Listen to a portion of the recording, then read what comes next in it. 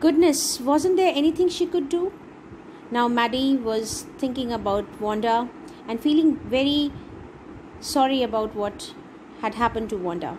And she was thinking that how she couldn't help her at all, how she couldn't do anything for Wanda.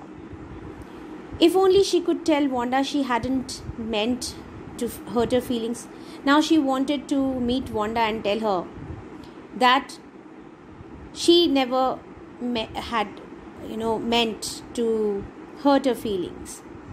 Whatever was done thoughtlessly, unintentionally, not to hurt her feelings.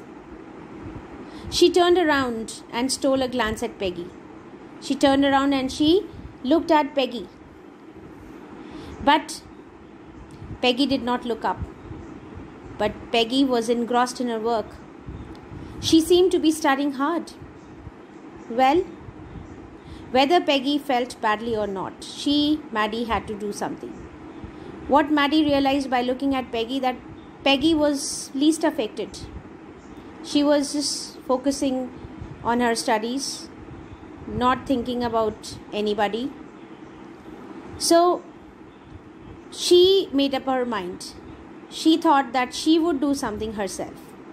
She had to find Wanda Petronsky. And what did she want to do? She wanted to find Wanda Petronsky. Maybe she had not yet moved away. Now she was wishing that she had not moved away. She wanted to talk to Wanda Petronsky. Maybe she had not yet moved away. She wanted to go and find Wanda Petronsky, to meet her, to ask her why she was not coming to school, maybe to say sorry to her. So she just wished that she had not moved away. And then she wished further that Peggy would also come along with her. Maybe Peggy would climb the heights with her and they would tell Wanda she had won the contest. That they thought she was smart and 100 dresses were beautiful. So maybe she was thinking that maybe Peggy would also realize her mistake and would come along with Maddie to climb the Boggins Heights where Wanda lived, to meet her. And she wanted that they would tell Wanda how wonderful a girl she was. She had won the contest and they thought very high about her. She was smart and the 100 dresses were beautiful. So she wanted to make amends with Wanda, and she wanted Peggy also to come along with her. She was really repenting and wanted to make up for everything. So she wanted that they go and meet Wanda and tell her how wonderful her 100 dresses were. When school was dismissed in the afternoon, Peggy said with pretended casualness, "Hey, let's go and see if that kid has left town or not." That kid here refers to Wanda. Peggy was also not feeling okay. She was equally repenting from inside, but she pretended to be casual. So when the school got over, she asked Maddie to come along with her to meet Wanda, to see whether she had already left the town or not.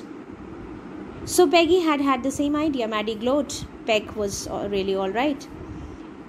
Maddie agreed with her and she felt happy that she also felt alike. She also had the same idea. The two girls hurried out of the building, up the street toward Boggins Heights, the part of town that wore such a forbidding air on this kind of a November afternoon, drizzly, damp and dismal.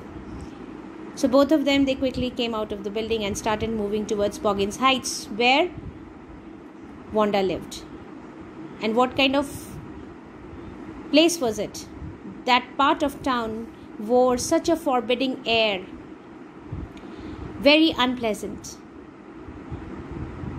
threatening kind of. On this kind of a November afternoon, It was November afternoon. The place was also very unpleasant, and it was raining continuously.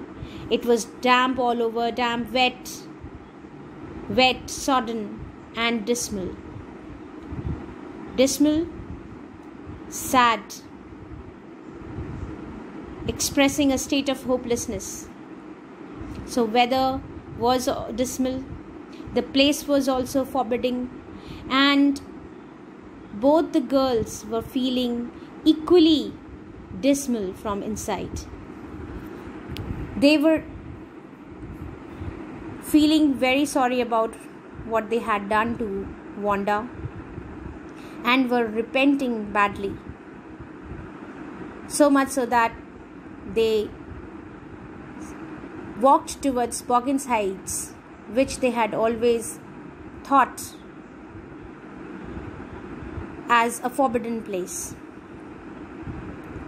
just to meet Wanda.